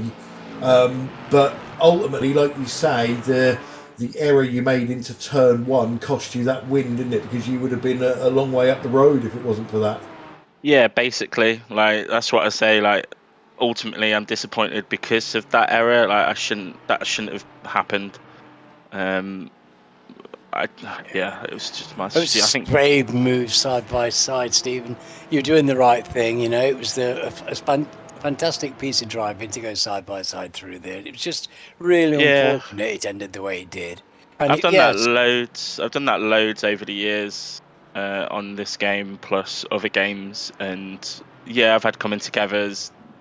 I couldn't have gone any further to the left, and if I'm honest, that's pretty much my racing line through that corner. I sacrificed that corner to get the better corner entry and exit for the next one. So I couldn't have gone any further to the left. And I was in full control of the car. I wasn't understeering. You just turned in. Like, obviously at the time I was really angry. You watch it back and you're like, yeah, fine. It's just racing. He said sorry. That's the end of it. I'm not fussed. Get over it. I managed to get a podium anyway, and I got the pole. So it's just the instant points that added on as well. That's a bit frustrating, but yes, had a chance to be in front of Simon as well. That's well, that was it. After when I saw him disappear, and then all of a sudden at the end of the race, I saw him in third. I was like, bloody hell, I can't shake him. But I was like, I should finish ahead of him. The fastest lap. The pole position that would have helped. I thought I might be able to nick first as well. Because obviously I'm so far behind. I need to finish in front of him, and this is the only opportunity I've had to do so far. But we'll put that down to the one that got away, I think. Well, it keeps getting away. At least I didn't finish second this time. It was third. I might just take, when I go back to my normal race number, might take 1-2 off and just put a number 2 on, because all I do is finish second. I haven't won a race for bloody ages. I'm sure it will come. Anyway, mate, any shout outs you want to give before we let you go? Yeah, obviously you guys for putting on the whole series. It's still fun. It might not sound like it was fun, but ultimately that racing, it was fun racing tonight, and it normally always is. I think my teammate had a really good race as well. Shout out to Russ, sorry he couldn't make it, and my brother, he's watching again, cheering me on. Just thanks to everyone. The racing's great. Oh, the TCRs as well tonight, they were really good at giving space. I really appreciate that. Helping you close the gap. Oh, massively. That is going to cost you many, many pennies. Anyway, mate, thanks for a cracking race from our vantage point anyway. And hopefully we'll see you next time out. Yeah, cheers, guys. Thank you. Thank you, Stephen. Okay, let's bring him in. Let's bring in our second place TCR driver, Matt Elmore. Welcome to the booth. Hey. Again, how you doing? This is getting to be a bit of a regular thing, isn't it? I think people are going to start talking about us. Well, I keep saying that I'm just trying to be as consistent as I can. I suppose I just have to put up with consistently missing out on first, but still getting on the podium. Well, yeah, we're sort of hoping that Sam Blease was going to come in, because that move that you pulled on Sam was absolutely fantastic. Had you been planning that one the previous laps, or was that just one of those, an opportunity arises and I'm going to take it? It was kind of luck. No, you should have said, yes, I'd planned that for 6 laps previously, and then everyone would have thought, what a guy. I've gone, right, rewind the tape. Yeah, I planned that. Well, it looked fantastic. From where I was sitting, it looked like a perfectly executed manoeuvre. So, yeah, we were all duly impressed, to be honest. to be fair, it goes back to the fact that I've been racing. I've probably done about 100 laps practice for Carl and Russ, and it's the kind of situation that comes about. So I just saw the opportunity and knew I could make it stick. Right. Well, No. I think, sorry, Alan, I think the more impressive, I think the overtake was impressive to start with, but for me, the more impressive thing was that you then drove away from Sam. Yeah, what can I say? I just yeah, I've been sandbagging the first part of the season. Now it's found out it's done. Nah, Lime Rock, I seem to do all right around Lime Rock. I don't particularly like the track, but I seem to be all right. So yeah, I'll take that. Well, halfway through the season, mate, and you're going great guns. So let's hope you can keep it up for the second half. Any shout outs you want to give before we let you go? Yeah, shout out to you guys. Shout out to Spencer for again tactically beating us by not changing his tyres. And then we teammates Wook for being unlucky not to get his win. I don't know what happened to Shane actually. I see he was in the wall at the end of the straight. It's quite unlucky. I think it's just due to lack of practice. And I hope Russ's little one's all right. Yeah, I'm sure she will be. Kids are a worry. Well, congratulations, mate, on another fantastic result. And we look forward to the second half of the season and just to see whether it is actual talent or whether you have borrowed Lucky Walker's underpants. Matt Elmore, thanks for joining us again, and we'll catch you next time. Yeah, see you later, lad. Good night. Okay, so I've just noticed our GT4 winner has joined. So, without further ado, let's bring in Hugo. Welcome to the booth. Hello. Hello. Right. First question, nothing to do with racing. How do we pronounce your surname? We pronounce Kue. Right, so Hugo will do. Okay, well, I'm not even going to attempt that one. Kue. Good try, Alan. Good try. I like that one. Hugo, so first race in the series and a maiden victory. You must be very, very happy with that.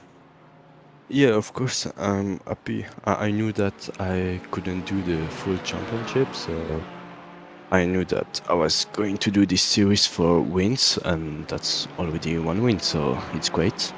Yeah, one race, one win. Must be time to retire. Sorry? No, sorry. Your race. So you started third. Stephen Walker, fantastic battle with Stephen. He made that mistake, went off into the grass, gave you the lead. Then he managed to chase you down because we saw you as being very, very patient with the traffic. And then you had that little coming together, which, to be honest, we've called a racing incident because it was such a difficult one to call. How did the race go from your view?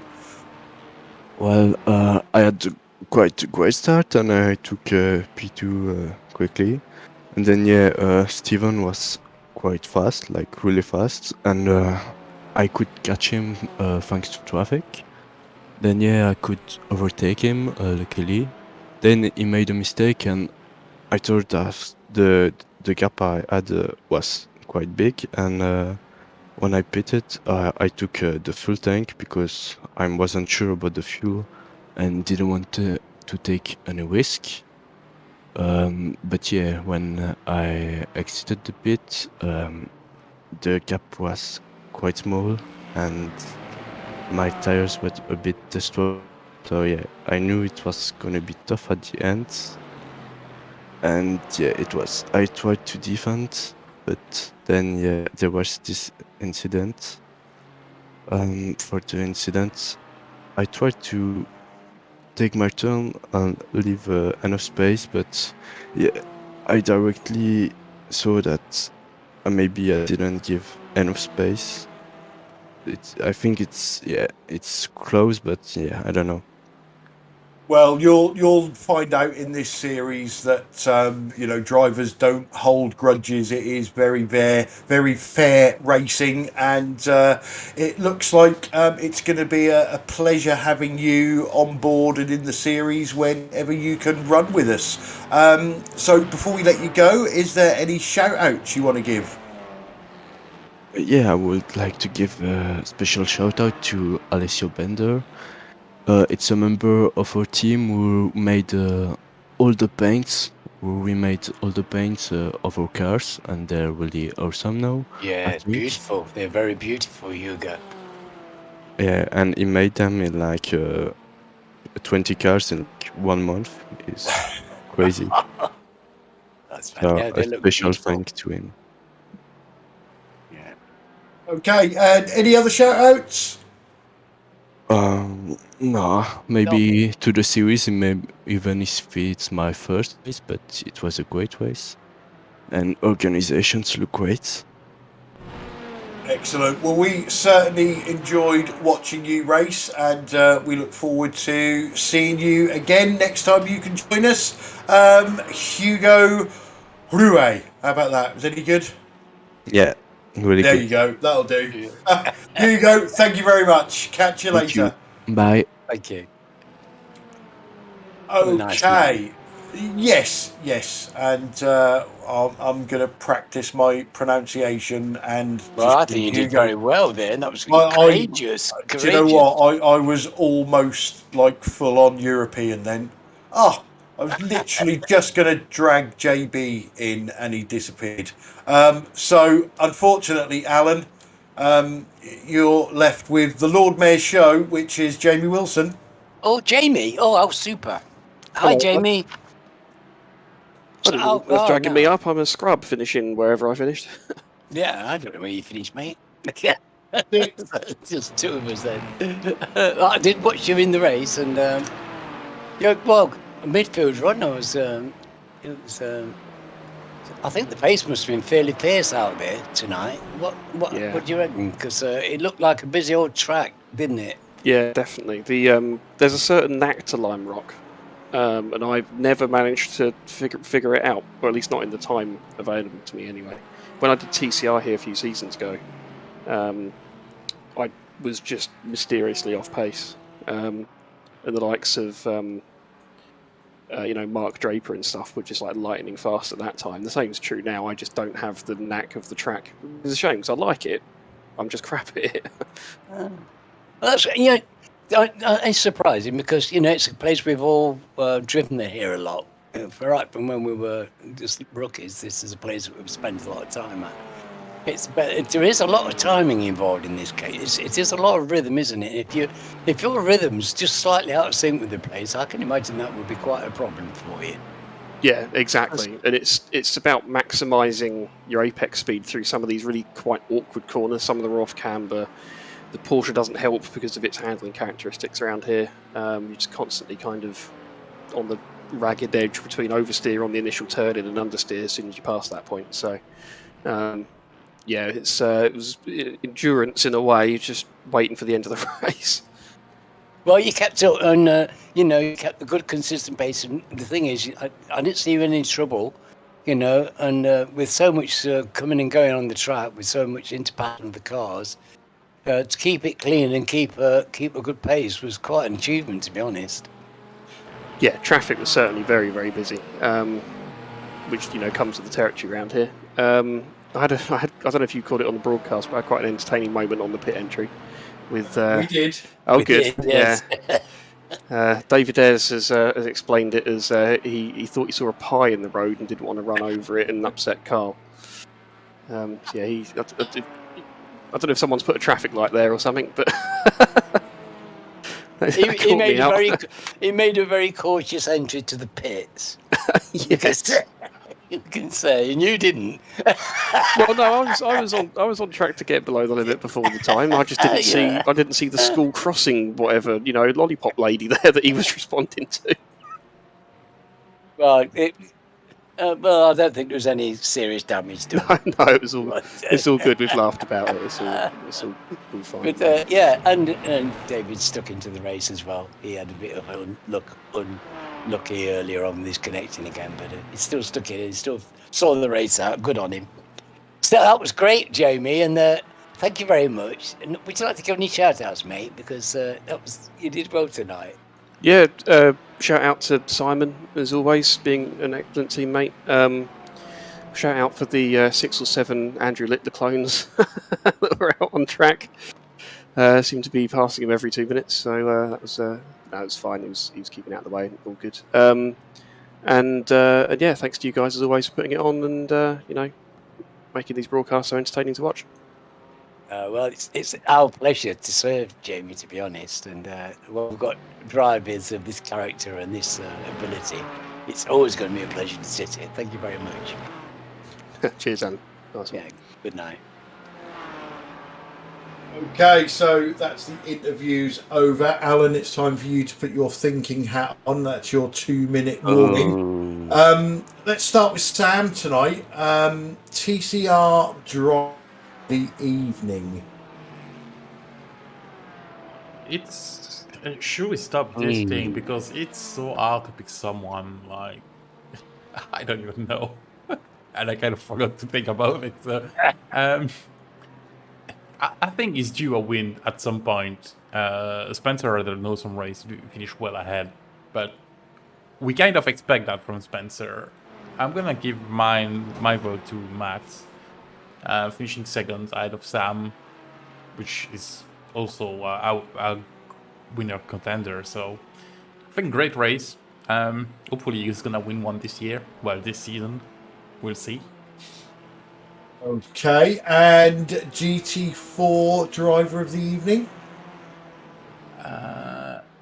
Can I pick Wobbly because he's not racing? Yeah, that is the best race that Wobbly's ever been in. Yeah, I'm gonna pick Hugo for his first race, finishing first. Even though they had a small incident, happens to everybody. So I'm sure next one will be even better. So yeah, he's got first vote. Okay, great choices from Sam. Here we go, Alan.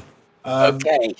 TCR driver of the evening. TCR is well, quite easy, I think. Just put a tick on Carl Hardy now, or TCR, you said, didn't you? Yeah. No, you can put a tick on Scotty. That's Scott Malcolm. Good call. Because that was a fine drive by Scott tonight. It was, and great to see him finishing the race in such fine style. I think he did very well. Okay, so vote for Scott Malcolm and GT4 driver. Now, okay, so now I'm going to make an assumption here because I want to join Sam with Hugo because I think, like Sam, for a first race to come in and win in this kind of company is quite an achievement. And I want to give it to him, and I'm fairly sure that you can give it to Simon tonight because I would like to give it to Simon as well, but I think you can because he didn't win. So I'm going to go on this. You're going to give it to Simon, and I will give it to Hugo. Okay, well, one thing you don't know about me, Alan, is I love to prove people wrong. So, for me, TCR, I'm going to agree with Sam. I think Matt Elmore is having a phenomenal season. We sort of knew he had it in him, but he never, for me anyway, he'll probably call me all the things under the sun, but he never really took it serious up until this season. And now he's doing a load of practice and it is certainly paying off for him. But the main reason that I've given it to him tonight is exactly what I spoke about in the interview.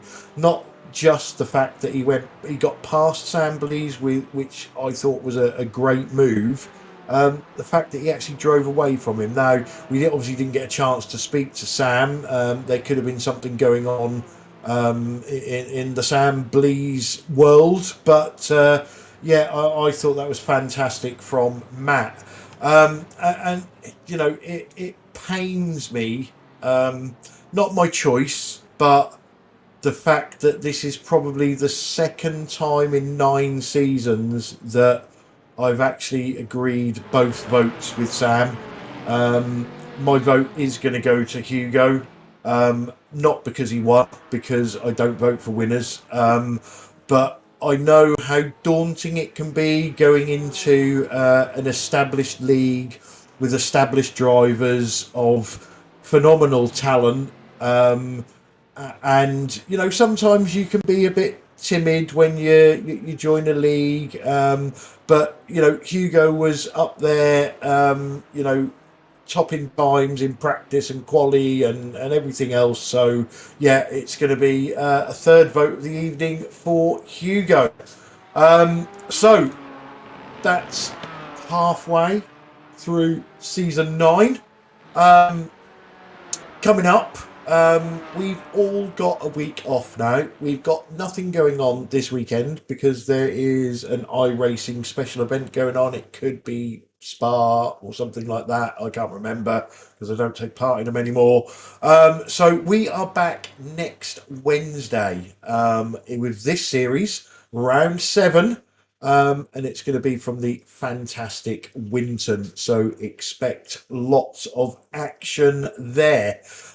Big thanks to the drivers, as always, for putting on the show. Big thanks to everybody that joins in on the chat. Big thanks to Alan. I think everybody will agree with me that Alan is becoming more and more natural as we go on. And obviously big thanks to Sam for all his excellent camera work. It just leaves me to say goodnight to everybody. Let the guys say goodnight or anything else that they need to say. And we'll close the broadcast and see you next week. So thanks for watching, everybody.